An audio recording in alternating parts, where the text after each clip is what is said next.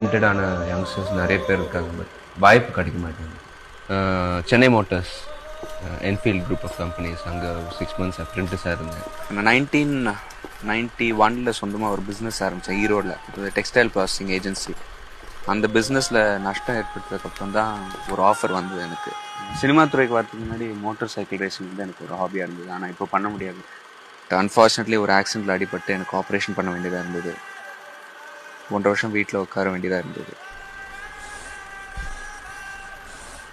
Family members பிடிக்கல. அவங்களுக்கு வந்து இந்த they didn't like me pursuing mechanic. People just started tearing me apart. நான் பட்ட கஷ்டங்கள் கொஞ்சம் தானே கிடையாது, நிறைய கஷ்டங்கள் சந்திச்சிருக்கேன். So you have to be at the right place at the right time.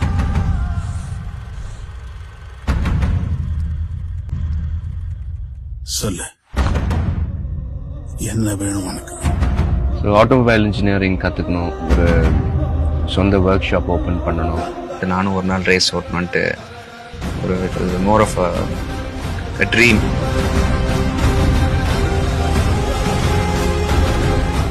20 வருஷத்துக்கு முன்னால என்ன வேணுமோ இப்போவோ அதுதான் வேணும்.